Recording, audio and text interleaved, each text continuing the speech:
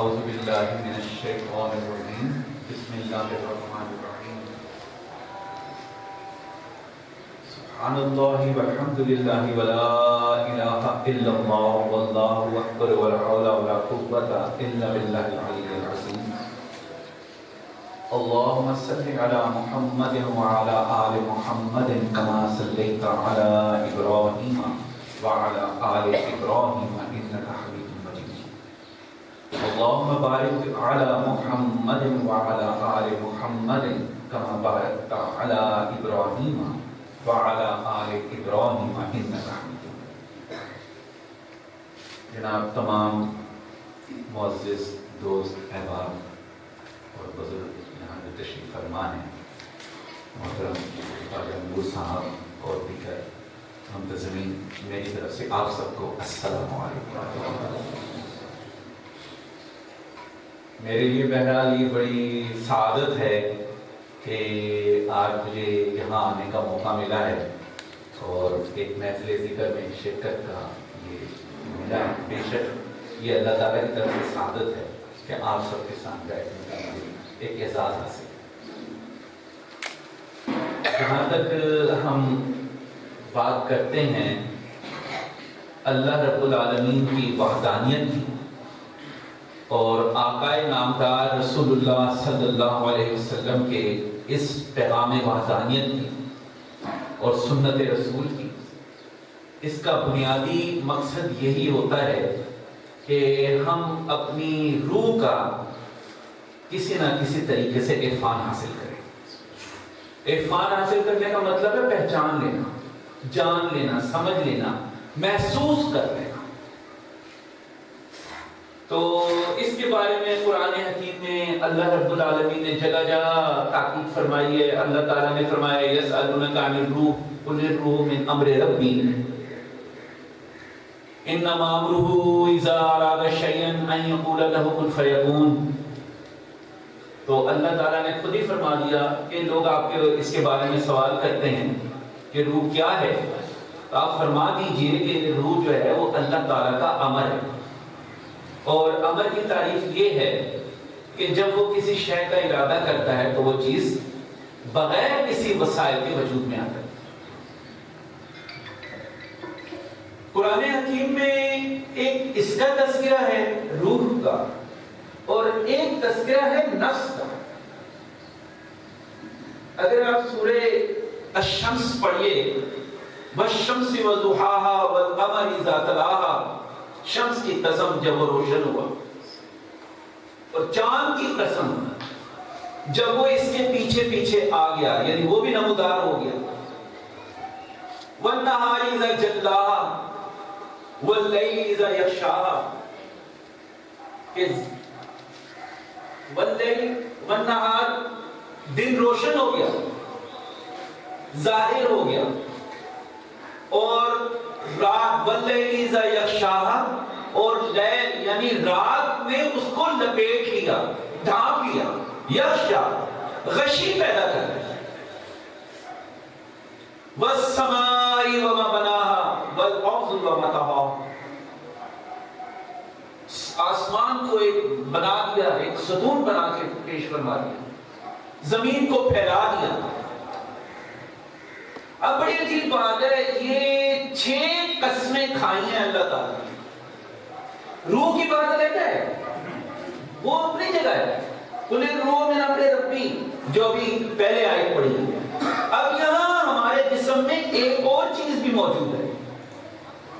یہ 6 قسمیں کھا کر، شمس کی قسم کھائی، قمر کی کھائی، لیل کی کھائی، نہار کی کھائی، سما کی کھائی یعنی آسمانوں کی کھائی، زمین کی کھائی، اور پھر فرمایا والنفس وما سواها، اور ہم نے اور نفس کی قسم، یہ 7ویں قسم کہ اس کو درست کرو. اب یہاں تذکرہ علیحدہ ہو گیا نفس کا، والنفس وما سواها فألهمها فجورها وتقواها.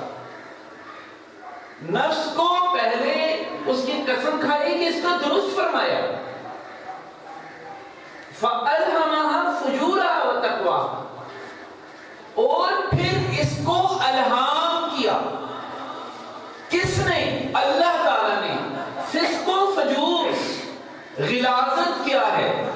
گندگی، گناہ،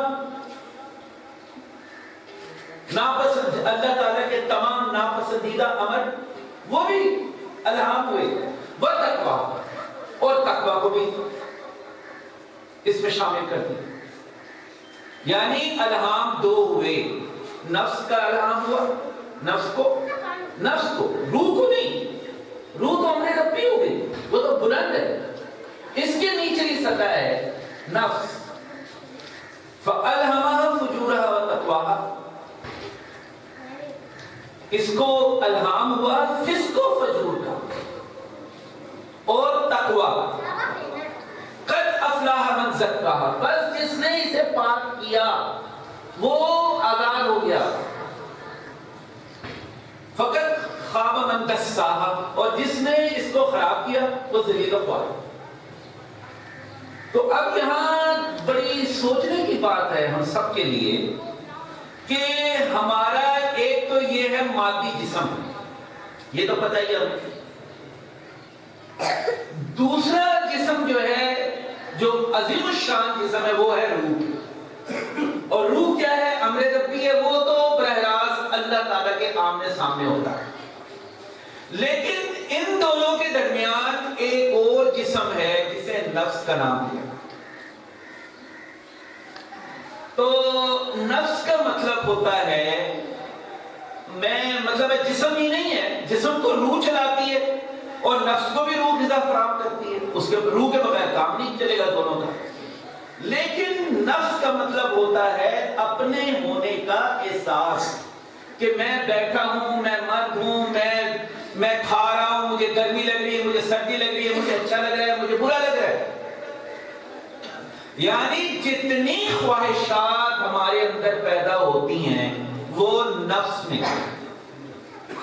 روح تو بجلی ہے، اس نے تو انرجی دینی. آپ چوری کریں گے، روح ہوگی تو چوری ہوگی.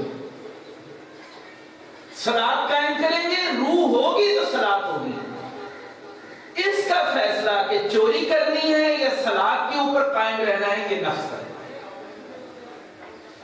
تو نفس کے بارے میں جو نفس کی پہلی سطح ہے، اب بدقسمتی یہ ہوتی ہے کہ حضور مرشد کریم قبلہ عالم حضرت خواجہ شمس الدین عظیمی صاحب نے بھی فرمایا ہے کہ آدمی جس معاشرے میں رہتا ہے، پہلے تو وہ پیدا ہوتا ہے، پھر وہ رہتا ہے، خاندان میں رہتا ہے. تو سب سے پہلے ماں باپ ہوتے ہیں، پھر چچا ماموں تایا آ جاتے ہیں بیچ میں، پھر اس کا اسکول آ جاتا ہے، اس کا پڑوس آتا ہے. تو یہ معاشرہ ہے. تو جس ماحول میں ہم رہتے ہیں وہ ہمارا عقیدہ بنتا ہے. بس ہمارا اٹھنا بیٹھنا اوڑھنا بچھونا وہ ہمارا ایمان سا بن جاتا ہے. اب آپ اور میں اگر ہم کسی بت پرست گھرانے میں پیدا ہوتے تو یقیناً ہم یہاں نہ بیٹھے، ہم بتوں کی پوجا کر رہے.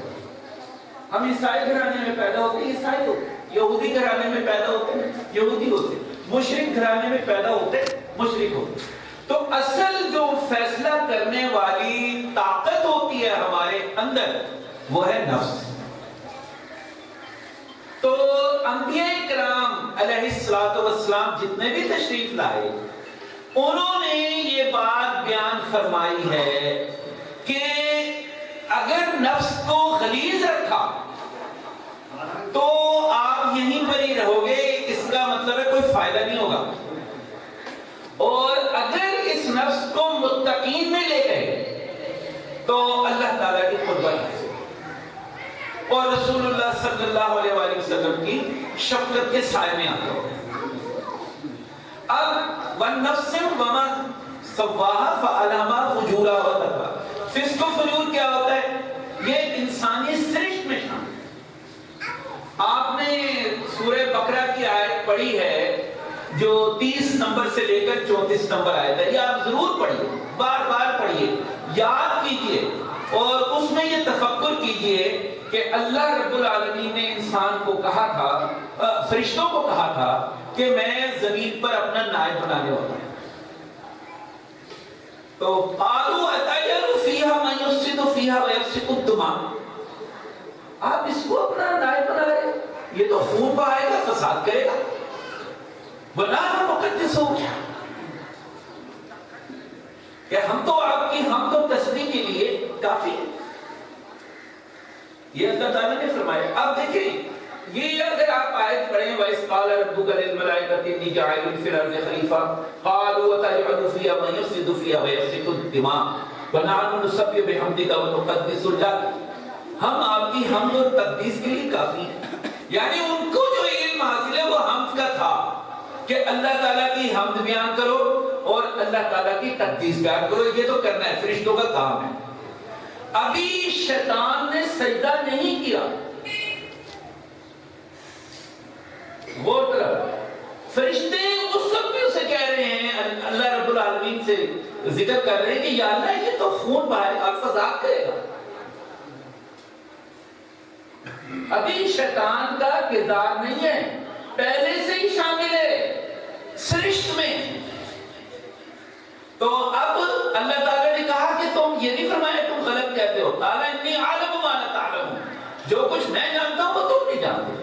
وعلم آدم الاسماء كلها ثم عرضهم على الملائکہ، اور پھر آدم کو علم الاسماء عطا فرمایا. تو اب اور پھر فرشتوں سے فرمایا کہ اس کو آپ بیان کرو. فرشتوں نے آدم کو کہا کہ بیان کرو فرشتوں پر. فرشتوں نے کہا یہ تو علم ہمیں معلوم ہی نہیں ہے. تو نتیجتاً اللہ تعالیٰ نے کہا کہ اب آدم کی برتری ہے تم پر، لہذا اس کو سجدہ کرو. سب نے کیا، ابلیس نے نہیں کیا. تو غور طلب بات یہ ہے کہ الہام جو ہوتا ہے وہ نفس پر ہوتا ہے. تو نفس کا قیام ہو گیا تھا آدم کا، اور آدم کی سرشت میں یہ ہے کہ یہ ایسے ماحول میں رہتا ہے جہاں ہر وقت دھوکہ، فریب، ملاوٹ، ناانصافی، منافقت، شرک، مذہب میں بھی شرک آ جاتا ہے. وہ کبھی علامہ اقبال نے ایک بات کہی تھی، خدا سے دور کرے تو تعلیم بھی فتنہ. تعلیم ہی کیا، اولاد اور جاگیر بھی فتنہ. ناحق اٹھے شمشیر، ناحق اٹھے تو شمشیر بھی فتنہ. شمشیر ہی کیا، نعرہ تکبیر بھی فتنہ. وہی بات ہے کہ اگر اللہ سے کوئی عمل دور کر رہا ہے تو وہ فتنہ ہے. تو فسق و فجور میں جب اہم بات آتی ہے منافقت. ہم ابھی تھوڑی دیر پہلے بھی ایک نشست میں ایسی ہلکی پھلکی بات کر رہے تھے کہ ہمارا سب سے بڑا مسئلہ یہ ہوتا ہے ہم صلاۃ پڑھتے ہیں، روزے بھی رکھتے ہیں، ساتھ رشوتیں بھی لے رہے ہیں. اب آپ کا یہی شہر ہے، ہارون آباد کہہ لیں، بھاون نگر کہہ لیں، لاہور، کراچی، ہر دودھ والا نماز تو پڑھتا ہے نا، فجر کی بھی پڑھتا ہے. وہ اس لیے پڑھتا ہے کہ صبح اٹھ ہی جاتا ہے. وہ بیچارہ جو ہے گائے بھینسوں کو دیکھ رہا ہے، صبح کو اٹھتا ہے، نماز بھی پڑھتا ہے، ملاوٹ بھی کرتا ہے، پانی بھی ملاتا ہے، ساتھ کیمیکل بھی ملاتا ہے. پھر وہ قسم بھی کھاتا ہے کہ ہمارا دودھ خالص ہے. تو بتائیے صلاۃ کیسی صلاۃ؟ یہ ہے فتنہ. نفس میں جو فسق و فجور آتا ہے وہ اس بنیاد پر آتا ہے. پھر فجورہا و تقواہا، اللہ تعالیٰ نے کہا ایک متقی ہوتا ہے. نفس کی ایک ہیئت ہے، ایک نفس کا ایک صلاحیت ہے کہ یہ متقی بھی ہو جاتا ہے. نفس جسم تو یہی رہے گا نا.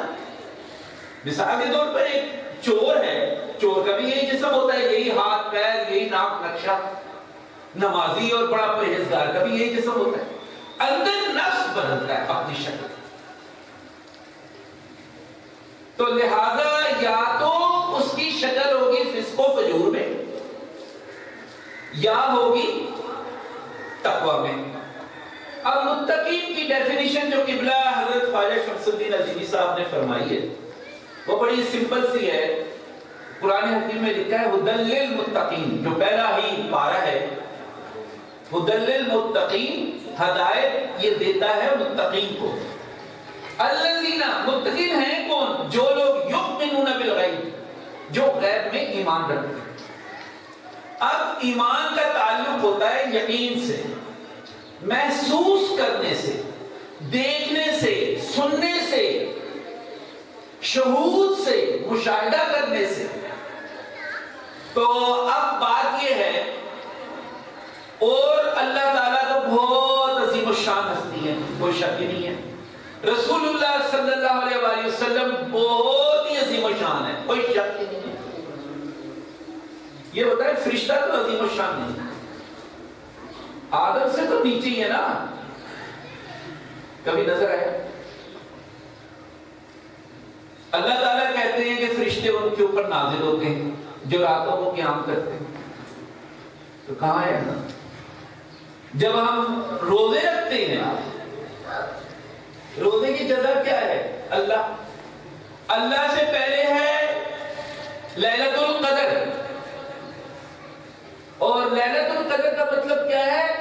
ایسا نفس، حواس، حس، تنزل الملائکۃ والروح۔ تو کہاں آپ نے ملائکہ کو دیکھا، کہاں روح کو دیکھا، کہاں جبرائیل کو دیکھا؟ تو اللہ تعالیٰ تو فرما رہے ہیں کہ یہ تو ایمان کا تعلق ہی مشاہدے سے ہے۔ مشاہدے کا مطلب ہوتا ہے دیکھنا، سننا، چکھنا، سونگھنا، محسوس کرنا۔ پنج گانا حواس اکٹھے ہوں تو مشاہدہ ہوتا ہے۔ شہود کا تعلق ہے، ہمیں فرشتہ بھی نظر نہیں آتا۔ رسول اللہ صلی اللہ علیہ وسلم تو بہت عظیم الشان ہے، اور کیوں نہیں نظر آتا؟ اس کی بہت بڑی وجہ ہے، ماں باپ نے بتایا نہیں کبھی، آپ کے اسکول کالج نے کبھی بتایا نہیں، آپ کے کالج اسکول کے ٹیچر نے کبھی بتایا نہیں، آپ کے کئی جو علماء کرام ہیں انہوں نے بتایا نہیں۔ جب جس چیز کا آپ پوچھیں گے نہیں یا علم نہیں ہوگا تو آپ اس کی جستجو بھی نہیں کریں گے۔ جو ہو گئے نا، اب اس گھر یہاں کے نیچے خزانہ بھرا پڑا ہے، لیکن آپ کا علم نہیں ہے، آپ باہر جا کے بھیک مانگ رہے۔ اس لیے وہی بات ہے حضور والا کی کہ جس ماحول میں ہم رہتے ہیں اس ماحول وہ ہمارا عقیدہ بن جاتا ہے۔ جی ایسا ہو ہی نہیں سکتا، جی یہ خیالی بات ہے فرشتے کو دیکھنا، تو اللہ تعالیٰ نے کیا نعوذ باللہ قرآن حکیم میں کوئی غلط بیان نہیں فرمایا۔ وہاں تو ایک کلام سچ ہے، کوئی شک والی بات ہی نہیں ہے۔ شک ہمارے اندر ہے، ہمارے نفسوں میں۔ تو اللہ رب العالمین نے یہی بات بیان فرمائی۔ ایک تو مادی جسم ہے، مادی جسم تو آپ کے ارادے کے تحت کام کرے گا، خود نہیں کام کرتا۔ جو میں سوچوں گا وہ کرے گا، چوری کرنے کا سوچوں گا میں اس طرح کا کام کرنے لگوں، یہی ہاتھ ہوں گے، یہی پاؤں ہوں گے، یہی ناک ہوگی، یہی کانیں ہوں گی۔ اور اگر میں کسی نیک کام کی طرف کروں گا تو یہی انگلیاں ہوں گی، یہی سر ہوگا، یہی آنکھ ہوں گی۔ تو اصل چیز ہو گئی نفس، جو خیالات پیدا کرتا ہے۔ تو لہذا اللہ تعالیٰ نے نفس کی پہلی سطح کو فرمایا ہے ان النفس الامارۃ بالسوء، بے شک نفس امارہ برائی کی طرف راغب کرتا ہے۔ برائی کا مطلب یہ ہوتا ہے اللہ تعالیٰ سے دور ہونا، اللہ تعالیٰ کو نظر انداز کرنا۔ چوری بندہ جب کرتا ہے جب کوئی دیکھ نہ رہا ہو، اسی وقت کرتا ہے۔ ڈاکہ بھی اسی وقت ڈالتا ہے کوئی دیکھ نہ رہا ہو، غلط کام بھی اسی وقت، رشوت بھی اسی وقت کرتا ہے، ملاوٹ بھی اسی وقت کرتا ہے، انصاف بھی اگر وہ تولتا بھی ہے تو چھپا کے تولتا ہے۔ تو نفس امارہ برائی کی طرف راغب کرتا ہے آدمی کو، اس کا کام ہی یہی ہے۔ ہمیں ماحول میں اور کیا پتہ چلتا ہے؟ آپ ہی بتائیں، آپ کو مجھے ماحول میں تو یہی ہے، وہاں سے اس سے پیسے لے لو، پیسے کی اہمیت ہے، یہ کام کر لو، وہ کام کر لو، ہوس آ جائے گا، لالچ آ جائے گا، ملاوٹ کے طریقے آ جائیں گے، ہیرا پھیری کے آپ جتنے چاہیں طریقے ڈھونڈ لیں، چوری کرنے کے میتھڈ پتہ چل جائیں گے۔ فلموں میں نہیں ہوتا، انگلش فلمیں دیکھ لیں، اردو فلمیں دیکھ لیں، ایسی ایسی چوری کرنے کے میتھڈ بتاتے ہیں، لوگ کرتے ہیں، وہ فلموں میں بھی آ جاتا ہے، ڈراموں میں بھی۔ کوئی ایسی چیز نہیں ہے۔ اب تعلیم بھی لے لیں، تعلیم میں کیا ملتا ہے؟ تعلیم حاصل یہ نہیں ہے کہ تعلیم نہ حاصل کریں، ایک ہی بات ہوگی، ماں بھی یہی کہے گی، باپ بھی یہی کہے گا، بچہ تعلیم حاصل کر لے۔ بہترین جاب مل جائے، کاروبار کر لے، اس کا کارخانہ لگ جائے، اس کی مل لگ جائے، اس کے پاس پیسے آ جائیں، دولت کے انبار آ جائیں، محلات کھڑے کر لے، کاریں اس کے پاس آ جائیں، اور کچھ نہیں، شہرت شروع ہو جائے گی، تو اللہ تو اس میں پھر بھی نہیں ہے. کیوں؟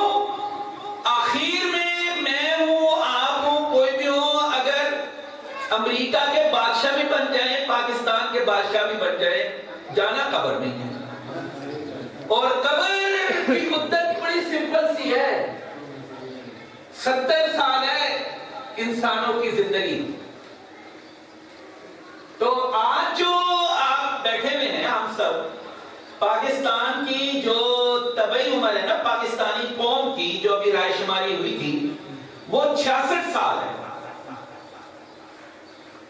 تو بھائی 66 سال ہے. اب آپ جس کی عمر 40 سال ہے وہ سمجھ لے اگلے 26 سال بعد بس گیا ہو. تو چلو 70 لگا لو دل کو حوصلہ دینے کے لیے.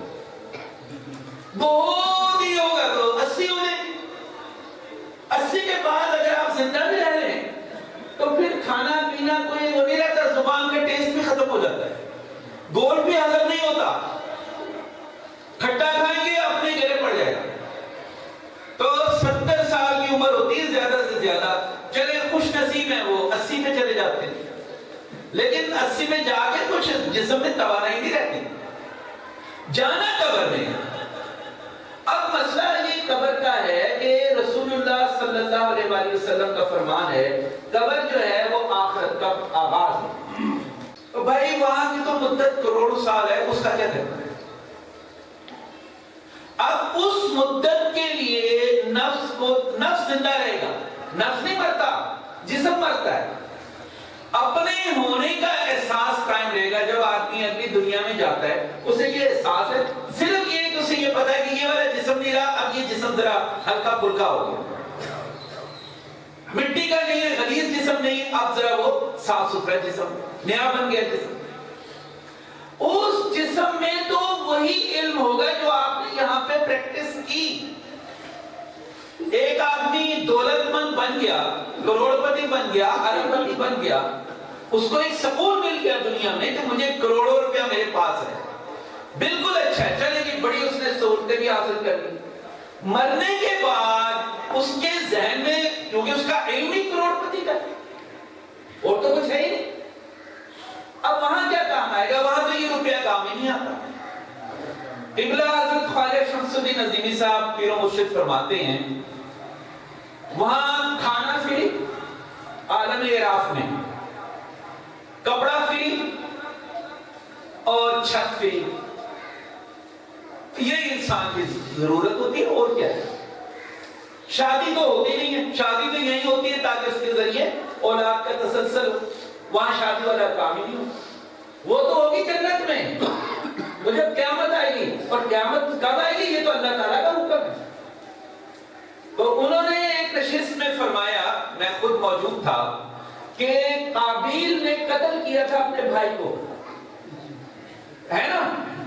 اور اس وقت کی بات ہے جب حضرت آدم علیہ السلام زمین پر اترے تھے، اس کے کچھ عرصے بعد کی بات ہے. حضور پیر و مرشد فرماتے ہیں آج بھی قابیل زنجیروں اور بیڑیوں میں جڑ رہا، اور اس کی مدت کہیں لکھی ہوئی نہیں ہے کہ حضرت آدم علیہ السلام زمین پر کب اترے تھے. یہ تو کوئی تاریخ نہیں ہے نا. سائنسدان کیا کہتا ہے؟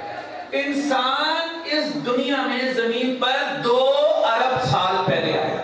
انہوں نے جو دیکھے، طرح طرح کے فوسلز دیکھے اور زمین میں سے جو چیزیں نکلی اس کا تجزیہ کیا، 2 ارب سال پہلے آدم آئے. سائنسدان کہتے ہیں. قرآن یا بائبل نے نہیں لکھا، لکھا ہے آدم کو اتارا، تاریخ کا نہیں ہے. لیکن سائنسدانوں نے جو نظریہ بنایا ہوا ہے زمین کے بارے میں، 2 ارب سال.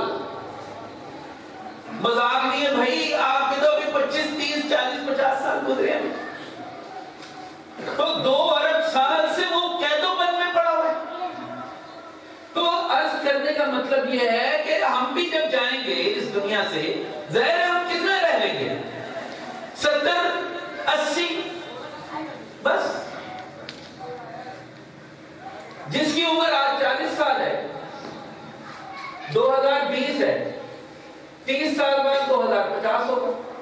تو بس اس کا یوم وفات آ گیا. جس کی عمر 60 سال ہے 10 سال اور لگا لو، آج 2030 میں وہ بھی اللہ کو پیارا ہو. تو عرض کرنے کا مطلب ہے دنیا داری تو ہمیں کرنی ہے، کریں، ضرورتیں پوری کرنی ہے، اچھی تعلیم بھی حاصل کرنی ہے، رزق بھی حاصل کرنا ہے، پیسہ بھی کمانا ہے، کاریں بھی خریدنی ہے، گھر بھی بنانے ہیں، مگر ہو حلال جو آقا نامدار رسول اللہ صلی اللہ علیہ وسلم کی سنت کی مطابق. حرام نہ ہو. حرام سے کیا ہوگا؟ ہماری عبادتیں تباہ ہو جاتی ہیں، ہمارے روزے تباہ ہو جاتے ہیں، ہماری نمازیں تباہ ہوتی ہیں، ہمارا ذکر تباہ ہوتا ہے.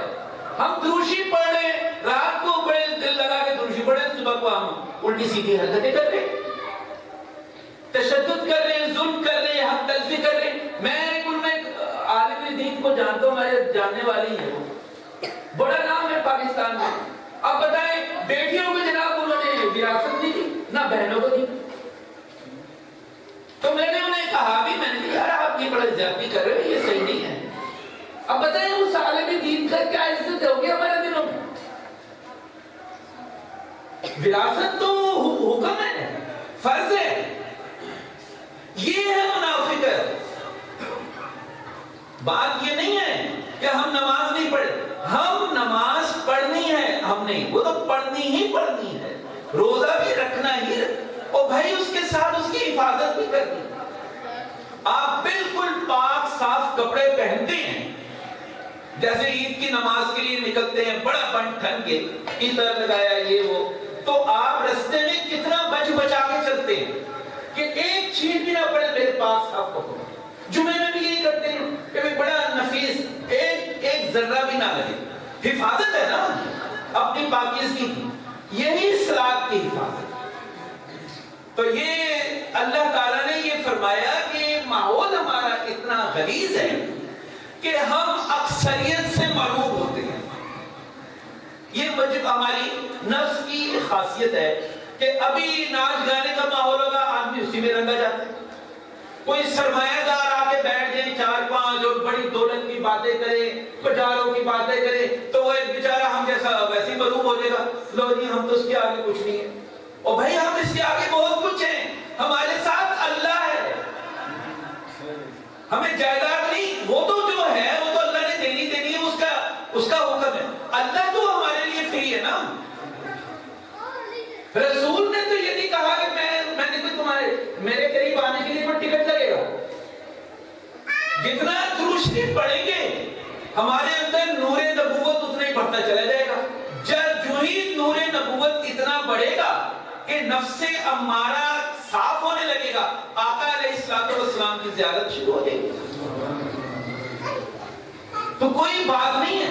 ہم اب بتائیں آپ اور میں ہیں، ہم سبھی ہیں، ہم اس راستے کا مسافر ہی ہیں.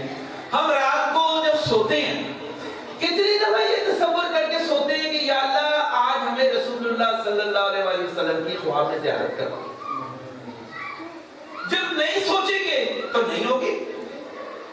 آپ دنیا داری کی سوچتے ہیں، فلاں حکمران کی سوچ لی، اپنے لیڈر کی سوچ لی، اپنے سیاستدان کی سوچ لی، اپنے بھائی بہن کی سوچ لی، اس کی زیارتیں آپ کو خواب میں ہوتی رہتی ہیں. عام بات. تو آقا کی کیوں نہیں ہوتی؟ سوچتے نہیں ہیں ان کو، ہم اس طرح سے چاہتے نہیں ہیں. زبان سے کہنا اور ہوتا ہے، ایک ہوتا ہے اندر سے چاہنا، دل سے چاہنا. ایسے جیسے ایک محبوب، اب عاشق اپنے محبوب کو چاہتا ہے، وہ جب پانی بھی پی رہا ہوتا ہے تو اس کا ذہن یہ ہوتا ہے کہ میرا محبوب اس وقت کیا کرے. تو یہاں اب نفس امارہ، میں نفس کو اس لیے کہہ رہا ہوں، یہ ایسا ایک شعبہ ہے، حضور والا نے مجھے اس کے بارے میں ایک لیکچر عطا فرمایا تھا. تو پہلی بات یہ ہوگی کہ اللہ تعالیٰ نے نفس کی تخلیق کی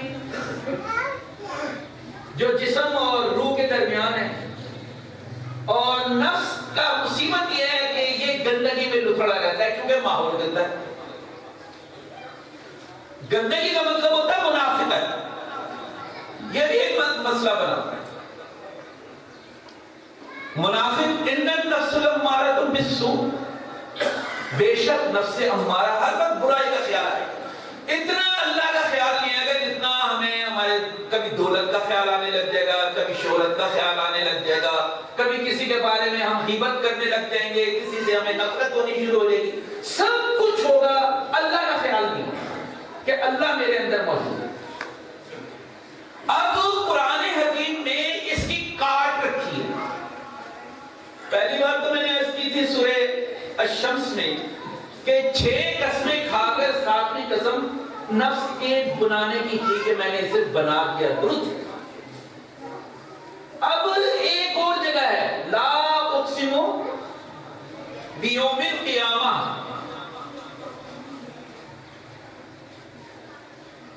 قیامت کی دن کی قسم. ولا اقسم بالنفس اللوامہ. یہ سورہ قیامت کی آیت ہے. اور قسم کھا رہے ہیں نفس لوامہ. لوامہ کا جو عربی لینگویج میں جب ہم ڈسکس کرتے ہیں اس کا مطلب ہوتا ہے برا بھلا کہنا، لعنت دینا. تو یہ ایک بڑا عظیم الشان نفس ہے جس کو ہم نے اگنور کر رکھا ہے. نفس امارہ میں تو عادت بنی ہوئی ہے نا ہمیں. پتہ ہی ہے میں اگر بت پرست گھرانے میں ہوتا تو بت پہ سجدہ کر رہا ہوتا، میں یہاں تھوڑی بیٹھا ہوتا. میں منافق گھرانے میں ہوں، ہم نماز بھی پڑھ رہے ہیں، دھوکے بھی دے رہے ہیں، غیبت بھی کر رہے ہیں، روزے بھی رکھ رہے ہیں، رشوتیں بھی دے رہے ہیں، ملاوٹ بھی کر رہے ہیں، نام طور میں کمی بھی کر رہے ہیں. یہ تو عام بات ہے. تو یہ تو ہو گیا نفس امارہ. اللہ تعالیٰ نے اس کی کاٹ رکھی ہے اور کتنی عظیم الشان قسم کھا رہے ہیں. لا اقسم بیوم القیامہ، قیامت کی قسم، یعنی وہ یوم آخر کی قسم. جب وہ آئے گا، اس کا تو آنا ہی ہے نا ہر صورت، وہ تو ہمارا ایمان ہے اس پر، کیونکہ سب کچھ لپٹ جائے گا، سب کچھ ختم ہو جائے گا، تو یوم آخر ہوگا. تو اللہ تعالیٰ نے اس کی قسم کھایا کہ ولا اقسم بالنفس اللوامہ، لوامہ کی قسم. تو اصل بات یہاں پر یہ ہوئی جو حضور پیر و مرشد خواجہ شمس الدین اذیلی صاحب فرماتے ہیں کہ سب سے اہم کریکٹر ہمارا یہ ہونا چاہیے کہ ہم ہر صورت اپنا محاسبہ کیا. محاسبہ 24 گھنٹے میں اگر آپ غور کریں، مثال کے طور پر ابھی جو ٹائم ہو رہا ہے 1:30 بجے دوپہر، کل ماضی گزر گیا ہے جو جمعے کا دن تھا، 1:30 بجے سے لے کر اور اس وقت 1:30 بجے تک آپ اگر اپنے سارے خیالات کو ریکارڈ کریں، 24 گھنٹے میں جو بھی خیالات آئے تھے وہ تو یاد ہی ہوگا نا، کوئی دور کی تو بات نہیں ہوئی. آپ سارے لکھیں جو بھی خیال آئے، تو آپ کو یقین آ جائے گا کہ اس میں اللہ کا خیال بڑا ہی معمولی سا آیا، میں 1-2 منٹ کا، باقی سارے خیال غیر اللہ کے. تو لہذا اب محاسبہ کا مطلب ہوتا ہے اپنے آپ کو برا بھلا کہنا. نفس لوامہ، اچھا دلچسپ بات ہے، ایک ہی آیت ہے بس پورے قرآن میں نفس لوامہ. اب وہ یہاں یہ فرما دیا کہ لعنت دیں، اپنے اوپر لعنت دیں. یہ بھی عبادت ہے، حکم قرآن ہے. اللہ تعالیٰ فرما رہے مجھے پتہ چلا، میں نے ایک صاحب کی دل آزاری کی، میں جوش میں حرکت کر گیا. بھائی مجھے تنہائی میں سوچنا چاہیے نا، آج کے دن میں نے کیا کیا. مجھے پتہ چلا میں نے اس بندے کی دل آزاری کی، میں نے اس بندے کی حق تلفی کی. سب سے پہلے مجھے اپنے اوپر لعنت بھیجنی ہے، یا اللہ تیری لعنت ہے مجھ پر کہ میں نے یہ غلط کام کیا. اس کے بعد توبہ اور استغفار کا مرحلہ آئے گا. اس کے بعد یہ احساس آئے گا کہ چلو اگلی صبح جا کے میں اس سے معافی مانگوں. تو یہ نفس لوامہ کا مطلب ہوتا ہے محاسبہ کرنا، اپنے اوپر لعنت بھیجنا. سورہ ابراہیم میں کبھی آپ پڑھیے گا 22 نمبر آیت، شیطان یہ کہتا ہے یہ تم پہ میرا کوئی زور نہیں ہے کہ جو تم برے کام کرتے ہو، میں تو صرف اشارہ کرتا ہوں، بتا دیتا ہوں کہ یہ کام کرو، میں جبرن تمہیں کوئی حکم نہیں دیتا. آپ پڑھ لیجئے گا قرآن میں. پستول دکھا کے ہمیں یہ نہیں کہتا کہ چوری کرو، ہم اپنی خوشی سے کرتے ہیں، اطلاع آتی ہے، دھوکہ دینے کی اطلاع، خیال ہی آتا ہے نا۔ تو شیطان یہ کہہ رہا ہے کہ آپ جو یہ کہتے ہو کہ شیطان نے کیا، میں نے کچھ نہیں کیا، اس میں وہ خود کہہ رہا ہے میں نے آپ کو کوئی جبر نہیں کیا، نہ کبھی رسول اللہ صلی اللہ علیہ وسلم نے جبر کیا آپ پہ کہ نہیں کام کرو، بتا دیا ہے لا اکراہ فی الدین، دین میں جبر نہیں ہے، نہیں کرنا آپ کی مرضی ہے۔ رسول اللہ علیہ السلام سے بڑھ کر کون ہوگا؟ لکم دینکم ولی دین، آپ کے لیے آپ کا دین، میرے لیے میرا دین، میرا کام ہے صرف ہدایت دینا، رہنمائی دینا، جبر نہیں ہے۔ شیطان بھی جبر نہیں کرتا۔ شیطان نے آگے کیا کہا اسی آیت میں، تم مجھے لعنت نہ دو، اپنے نفسوں پہ لعنت بھیجو۔ سورہ ابراہیم آیت نمبر 22 آپ پڑھیے گا، کہہ رہے ہیں اللہ تعالیٰ بھی یہی کہہ رہے ہیں، لا اقسم بیوم القیامہ ولا اقسم بالنفس اللوامہ، اپنے نفس پہ لعنت بھیجو، اپنے کام پہ لعنت بھیجو، برا بھلا کرو، یس میں نے غلط کیا، مجھے یہ نہیں کرنا چاہیے تھا، یا اللہ مجھ سے یہ کوتاہی ہوئی، اب ہوگی معافی تلافی، اب توبہ اور استغفار کا مرحلہ شروع ہو۔ تو یہ بڑا امپورٹنٹ بات ہے کہ اب نفس لوامہ تک ہم فری نہیں ہو سکتے بھائی۔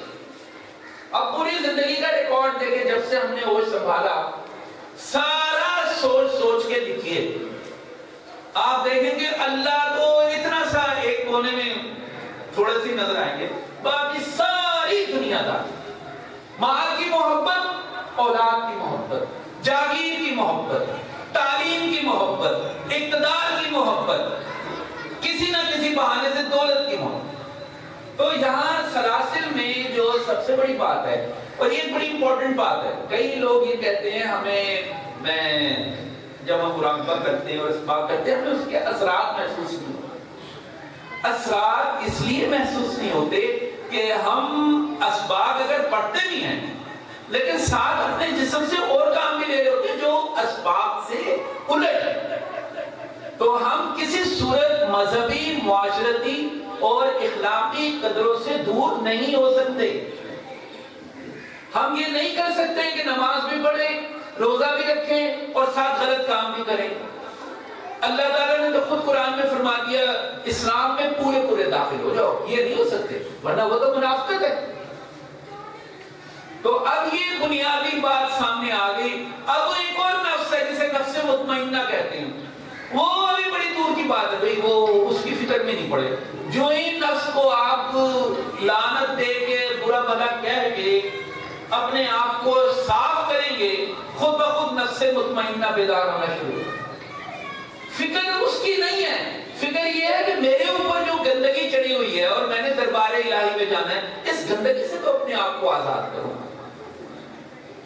اب رہ گیا اسباق کا، تو اسباق اور مراقبہ کا ایک طریقہ یہ بھی ہے کہ پہلے، کیونکہ ایک عادت بنتی ہے نا ہماری کہ جب بھی ہم اسباق پڑھیں رات کے وقت میں، ویسے تو قانون ہے کہ ہر صلات سے پہلے آدمی یہ سوچے کہ پچھلی صلات اور موجودہ صلات کے درمیان میں نے کوئی غلطی کوتاہی تو نہیں کی جو اللہ تعالیٰ کے احکامات سے انحراف ہوتی ہو، تو اس کا توبہ استغفار کرنی پڑے۔ چلیں ہم اتنا وہ نہیں ہوتے پنکچوئل، رات کو تو کم از کم یہ سوچیں، اس سے نفس ہلکا ہوگا۔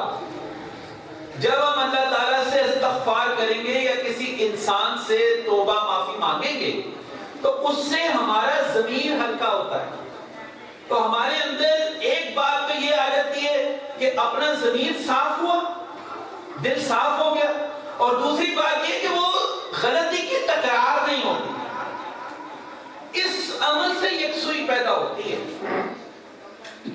تو ایک طرف آدمی اللہ کی طرف جا رہا ہے، دوسری طرف اب وہی بات ہے، ایک ہاتھ میں نے اللہ کے ہاتھ میں دے رکھا ہے، دوسرا ہاتھ میں نے شیطان کو بھی دے رکھا ہے کہ تو بھی ساتھ رہے۔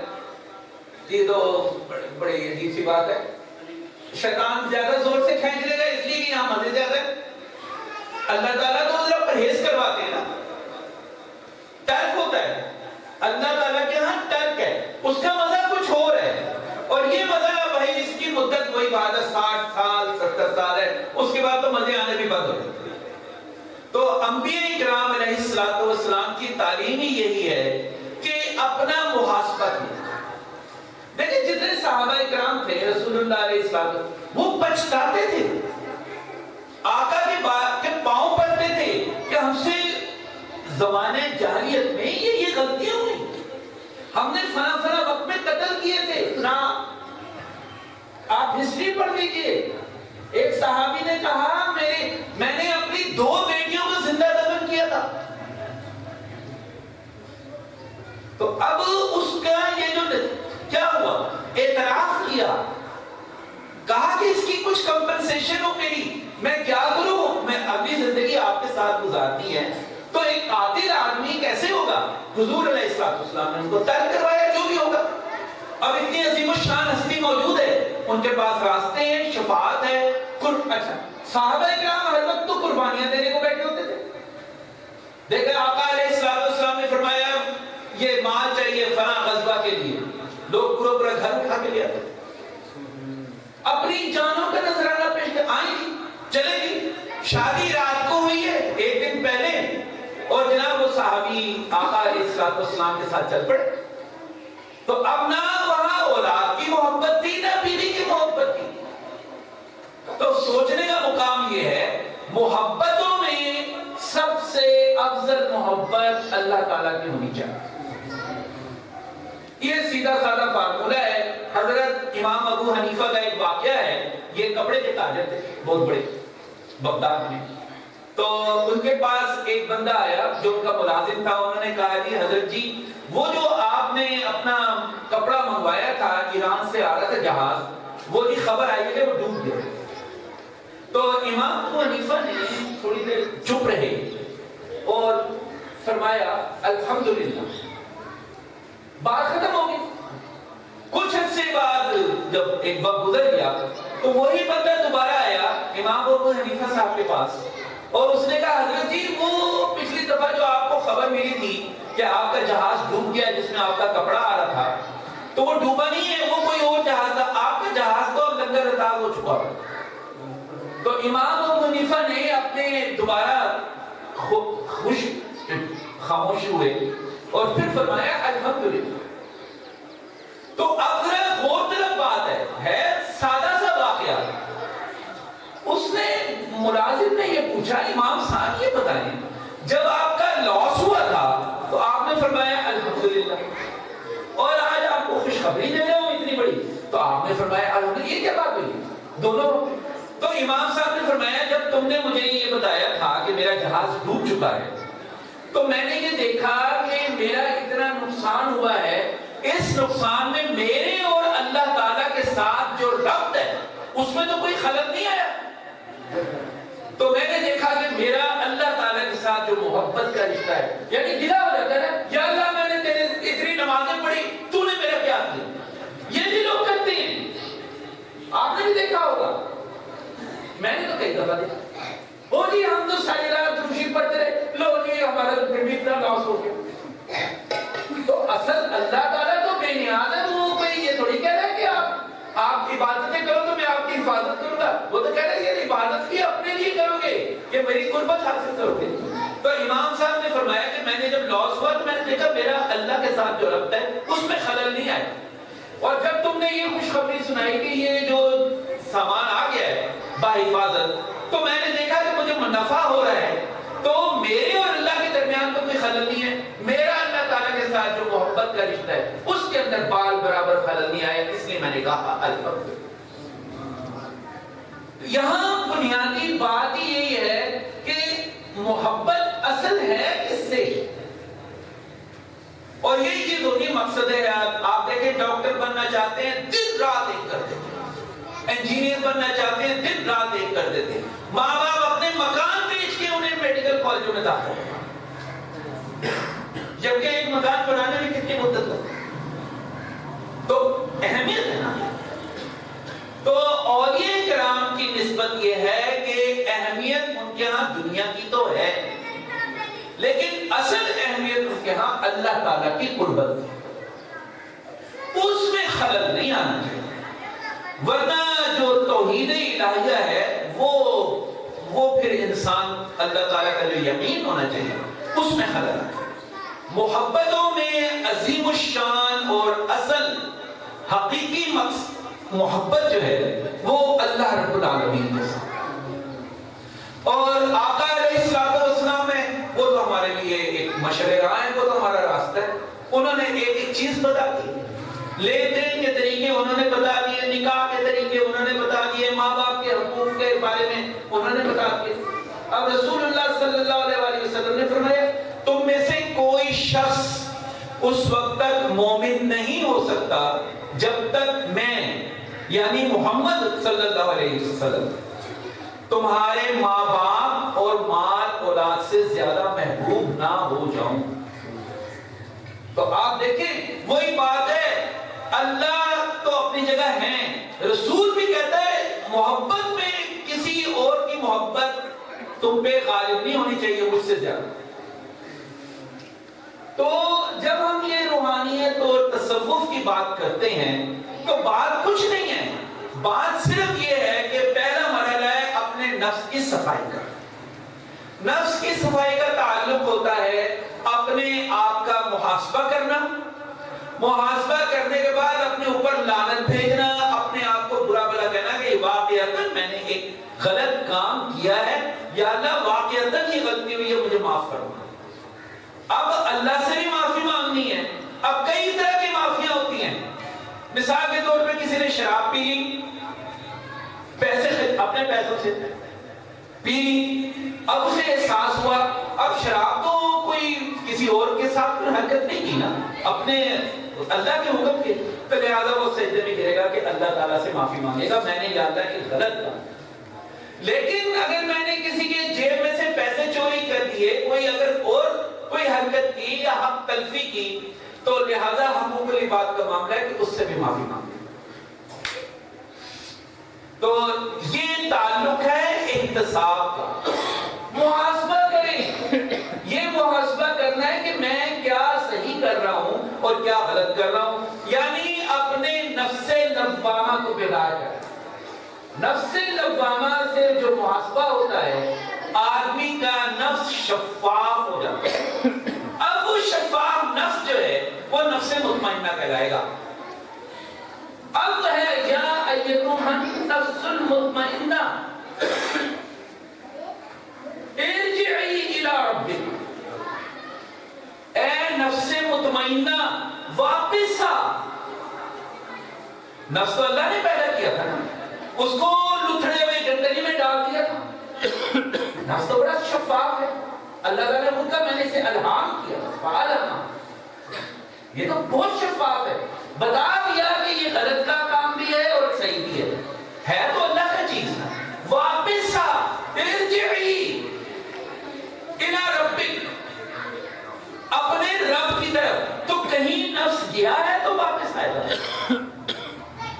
آپ یہاں بیٹھے ابھی 2-4 گھنٹے اور گزرے، گھر سے فون آ جائے گا ارجعی الی دارک، واپس آ اپنے گھر، تو یہاں آئے تو واپس جائیں گے نا۔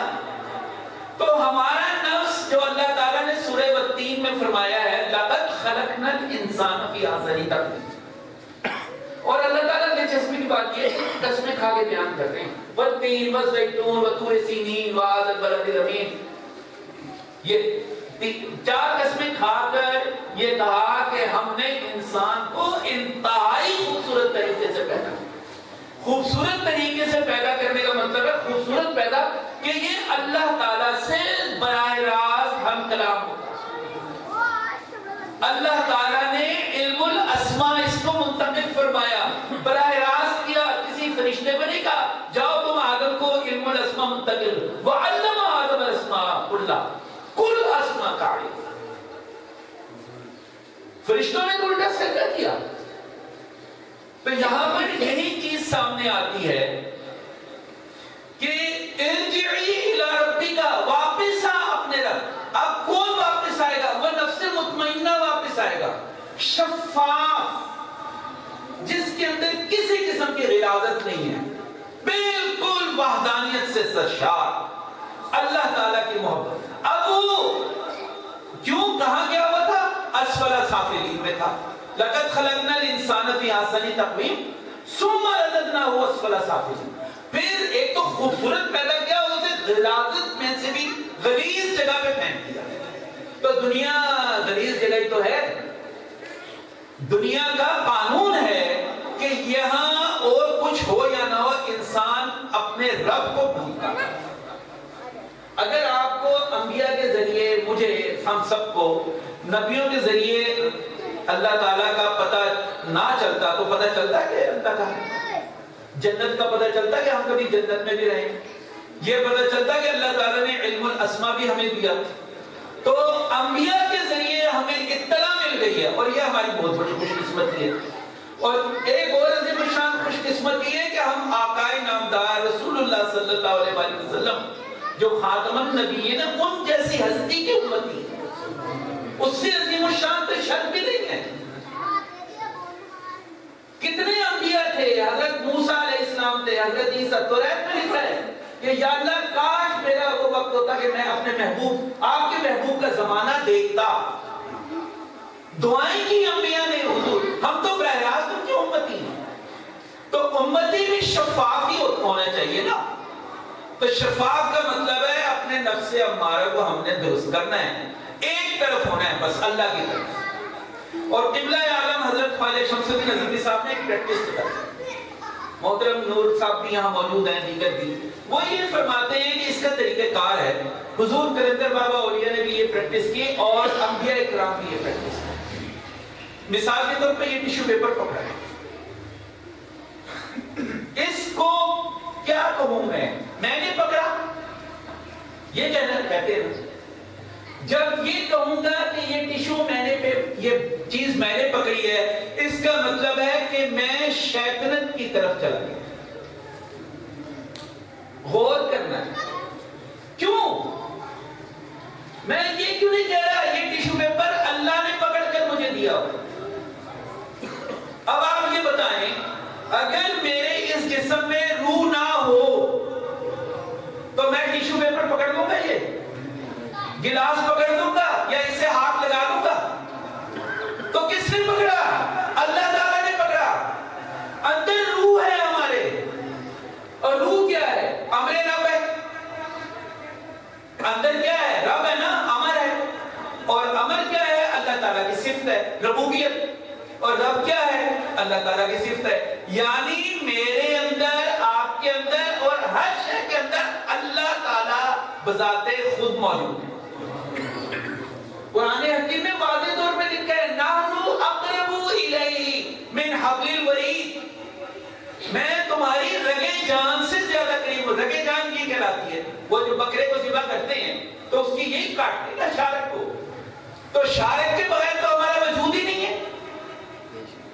تو اللہ تعالیٰ تو کہہ رہے ہیں شارک بھی دور ہے تم سے، حالانکہ یہ ہمارا حصہ ہے، میں تو اس سے بھی قریب ہوں۔ حضرت خواجہ شمس الدین اظہری صاحب نے یہ پریکٹس بتائی ہے، جو کام کریں یہ سوچیں یہ اللہ تعالیٰ نے، اللہ تعالیٰ کرے۔ کھانا کھائیں، کھانا آپ نے کھانا یہ نہیں ہے، آپ کا کھانا کوئی اور بھی لے کے جائے گا، مگر اب اس میں اللہ تعالیٰ شامل ہو جائے گا۔ یہ کھانا اللہ تعالیٰ مجھے کھلا رہا ہے، قرآن میں لکھا ہوا ہے والذی ہوا یطعمنی، وہی ہے جو مجھے کھلاتا ہے، ویسقین، وہی ہے جو مجھے پلاتا ہے۔ ہم پانی نہیں پیتے، ہم کھانا نہیں کھاتے، خود کپڑے نہیں پہنتے، اللہ تعالیٰ کرتا ہے۔ یعنی روح ہے تو وہ کرتی ہے نا، روح ہی نہ ہو تو میں یہاں بیٹھ سکتا ہوں، میں کوئی گالی بھی دے سکتا ہوں، کوئی نیک کام بھی کر سکتا ہوں، کچھ بھی نہیں ہے، کپڑے بھی نہیں پہن سکتا۔ مردہ کیا ہوتا ہے؟ آپ کے سامنے ہی ہوتا ہے، آپ اس کے کپڑے بھی اتار دیتے۔ آپ کسی زندہ آدمی کے کپڑے اتار کے دکھائے، کون؟ کوئی ہاتھ بھی نہیں لگا سکتا۔ روح ہے، یعنی روح کا مطلب ہے اللہ رب العالمین بنفس نفیس ہمارے اندر موجود ہے۔ بدقسمتی یہ ہے کہ یہ ہمارے معاشرے میں یہ بات بتاتے ہیں۔ آپ چلیں تو چلنا کون چلا رہا ہے؟ اللہ تعالیٰ چلا رہا ہے۔ میں دیکھ رہا ہوں، اللہ تعالیٰ دکھا رہے ہیں۔ مردہ کیوں نہیں دیکھ لیتا پھر؟ میرا سننا اللہ تعالیٰ کا سننا ہے. تو لہذا اپنی یہ پریکٹس بنا لیجئے. تو یہ عمل بذات خود ہمارے اندر ایک گونج پیدا کرے گا, ایکو بن جائے گا کہ اللہ تعالیٰ ہر وقت میرے ساتھ موجود ہے. یہ بڑی خاص پریکٹس ہے. آپ بے شک موٹر سائیکل چلائیں, آپ نے سوچنا ہے, میں نے سوچنا ہے کہ یہ اللہ تعالیٰ چلا. کار اللہ تعالیٰ چلا رہے ہیں, پیدل چل رہا ہوں اللہ تعالیٰ چلا رہے ہیں, اور کوئی نہیں چلا سکتا. میری کیا اوقات, ابھی روح نکل گئی صفت. کپڑا پہن رہا ہوں اللہ تعالیٰ پہنا ہے. ماں بھی تو بچے کو کپڑے پہنا, تو وہ بچہ ہے ابھی, اس کے ہاتھ پاؤں سلامت نہیں ہے, لیکن اندر روح ہے. اگر روح نہ ہوتی تو ماں بچے کو کپڑے نہ پہناتی, وہ رو پیٹ کے اسے دفن کر کے آ جاتی.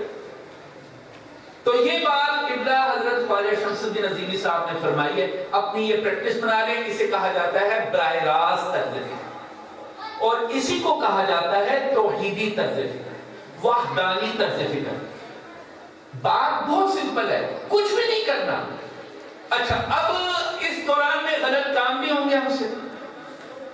میں مثال کے طور پہ گالی دے رہا ہوں, لیکن میرے ذہن میں یہ خیال آیا اللہ تعالیٰ نے مجھے گالی, میرے منہ سے گالی نکالی. بالکل آئے گا, لیکن اب میرے اندر ایک تازیانہ لگے گا, یہ میں نے کیا حرکت کی کہ میں نے اللہ کی موجودگی کا احساس بھی کیا اور غلط بات بھی کی. تو لہذا آدمی فوراً معافی تلافی کی طرف آتا ہے, اپنے اوپر لعنت کی طرف آتا ہے. آپ ایک دن لعنت دیں گے, دوسرے دن برا بلا کہیں گے, 5ویں دن کہیں گے, 10ویں دن کہیں گے, ایک ماہ کہیں گے, اس کے بعد خود ہی اس گندگی یا اس عمل سے نفرت ہونی شروع ہو جائے. کسی بات کو ترک ایسے کیا جاتا ہے نا, آپ اس سے روکتے ہیں, بار بار استغفار کریں, بار بار وہ کریں, آپ خود دیکھیں کہ اس عمل سے نفرت شروع ہو جائے, ندامت ہوگی یہ میں نے کیا کیا. ایک طرف میں اللہ تعالیٰ کی موجودگی کا احساس کر رہا ہوں, اور دوسری طرف میں لوگوں کے ساتھ غلط بیانیاں کر رہا ہوں. تو اصل جو روحانیت کا ہے, اسباب اور مراقبہ تو وہ کرنا ہی کرنا ہے. جو لوگ ہیں, میں ابھی نور صاحب سے یہی بات عرض کر رہا تھا, جو خواتین و حضرات اپنے اپنے سلاسل میں بیٹھتے ہیں, چاہے سلسلہ عظیمیہ ہو, سلسلہ قلندریہ ہو, سہروردیہ ہو, نقشبندیہ ہو, یا سلسلہ عالیہ چشتیہ ہو, وہ تو اپنے پیر و مرشد کا تصور کا مراقبہ کریں, اور جیسا جیسا انہیں وہ کی. اب جو خواتین و حضرات اگر وہ سلاسل میں نہیں ہیں یا کسی بزرگ کے ساتھ وابستہ نہیں ہیں, تو کم از کم مراقبہ مرتبہ احسان ضرور کریں. حضرت خواجہ شمس الدین عظیمی صاحب نے اس کی 2 تاکیدیں فرمائی ہے. ایک تو طریقہ یہ ہے کہ جب بھی آپ فرض نماز پڑھیں تو نماز پڑھنے سے پہلے 5 منٹ آنکھیں بند کر کے یہ خیال کریں کہ میں اللہ رب العالمین کے سامنے بیٹھا ہوں. تو جب آپ اس کے بعد نماز پڑھیں گے تو اس وقت ذہن کے اندر گونج ہوگی کہ میں اب اللہ تعالیٰ کے سامنے موجود ہوں. اور دوسری اس کی پریکٹس یہ ہے کہ رات کے وقت ایک ٹائم ضرور نکالیں. اسے کہتے ہیں مرتبہ احسان, کہ آپ ایک وقت نکال کر یہ احساس کریں تنہائی میں کہ اس وقت میں ہوں اور اللہ رب العالمین ہے, اس وقت دنیا میں کوئی اور ہے ہی نہیں.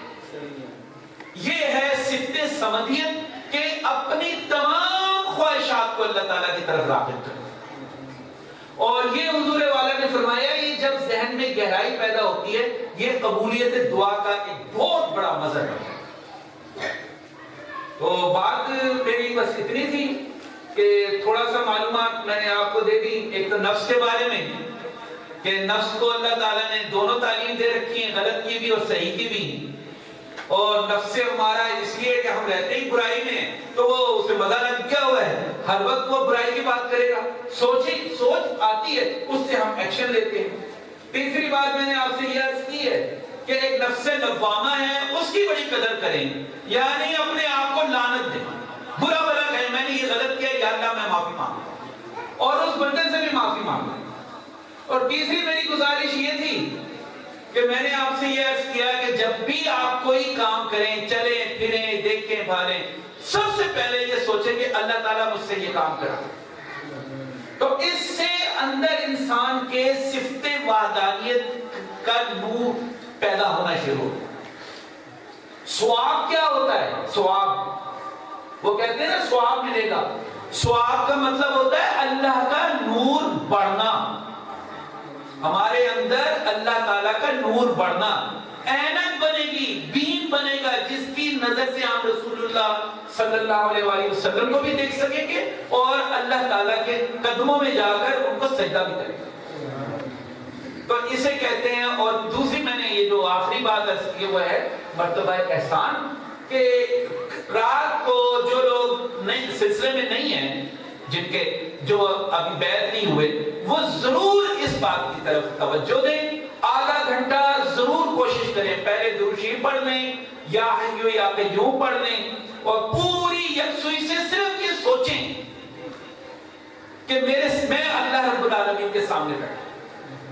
اب وہ اللہ تعالیٰ کی طرف جتنا سوچ ہے، پڑھنا نہیں ہے اس دوران، یہ خیال رکھیں، پڑھنا پہلے، اس دوران میں صرف سوچنا ہے۔ اس سوچ سے ہمارے جو نفس امارہ ہے وہ اب پاکیزگی کی طرف، نفس مطمئنہ کی طرف چلے۔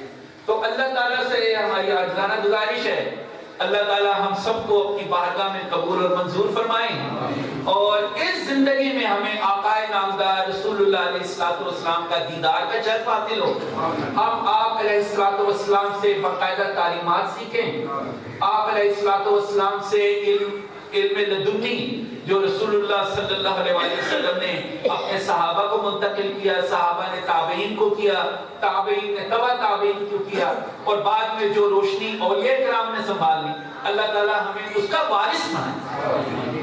اللہ تعالیٰ اسی زندگی میں آپ سب کو خوشیاں اور مسرت عطا فرمائیں۔ اللہ تعالیٰ آپ سب کو بہت خوش رکھے۔ آپ سب تشریف لائے، آپ نے میری گزارشات سنی، آپ کا بہت بہت شکریہ، بہت نوازش۔